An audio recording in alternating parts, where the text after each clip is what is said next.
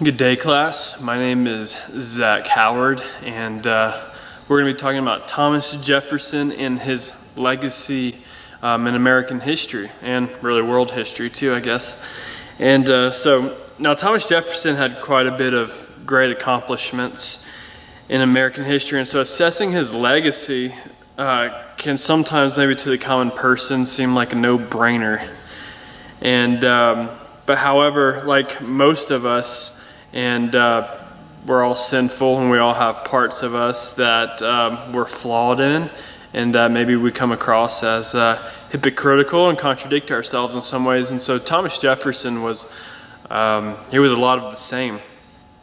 And so it really kind of makes his legacy a little bit more complex. And so he still has quite a bit of great accomplishments that we'll touch on, but there are a few things that really cause many historians and people to kind of question, was he a good guy? Was he a bad guy? These issues really make his legacy a lot more complex. And really, generally, what was his ideas? Was he just seeking fame, or was he actually convinced about these ideas that he had? Because some of them, again, do contradict his beliefs, the way in which he lived. And so let's discuss the former. Let's discuss some of the first things first, because he did have some great accomplishments. And so Mark Pulliam, in his research, and we'll reference that at the bottom, discusses Thomas Jefferson's legacy and highlights many of the roles that he fulfilled throughout his life and career, and particularly as being a founding father of America and the government. So Thomas Jefferson is remembered as the author of the Declaration of Independence. A lot of us know that. He also helped start the University of Virginia, which is a great university. And his authorship of the Declaration of Independence, obviously very important. Pulliam actually cites that this was not his most important contribution, however.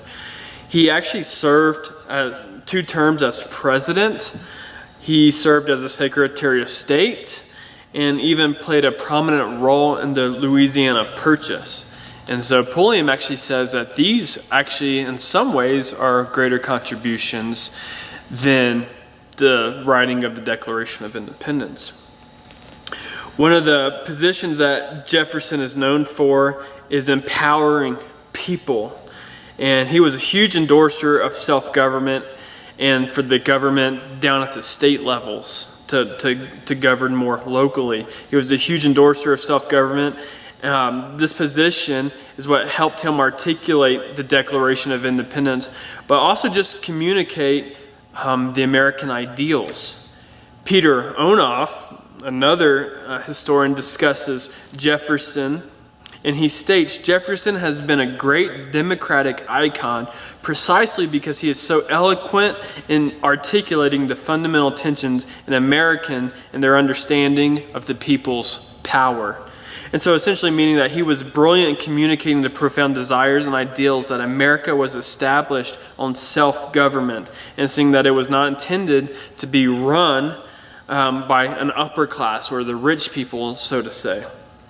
Jefferson empowered the people, and a lot of that was his greatest contributions. That, of course, then leads us to one of the things that he's most known for, is that all men are created equal.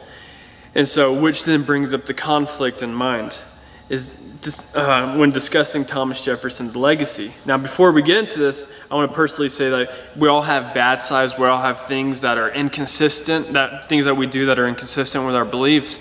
And we have blind spots that people can see. And sometimes we have to take the context and everything out of that in order to see these blind spots. And so it is a lot easier for us to see these things, because I'm sure in 100 years, we're all going to have inconsistencies in our life that we really won't be able to see until 100 years later, and we're reflecting back, or other people are reflecting back. And this is true of Thomas Jefferson. He was a person who preached self-government and that all people were created equal, but yet these inconsistencies, he had slaves, and he didn't release these slaves either. And then also what makes this more complex is that most scholars, and pointed out by Kevin Gooseman, who is a historian and very smart on the Constitution, and he actually states that Thomas Jefferson is pretty well and secured that most historians believe he did father children from one of his slaves.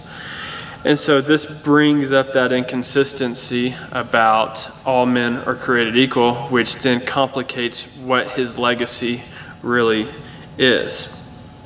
And so really that's about it, because he did look at black people less than. He didn't believe they had the intelligence that the white men have. And so this kind of complicates things. Does he believe they're created equal? There are some inconsistencies. And so this is really what makes his legacy a little bit more murky and complex. He was greatly concerned with his legacy. He was very adamant on what would be on his tombstone. And that kind of lends light that he was very concerned about this. And so no matter the context, it is, however, hard to get around some of these negatives in his life. But nevertheless, we still owe a lot to him in the founding of America and the establishment of a democratic government that he helped create in America. Thank you.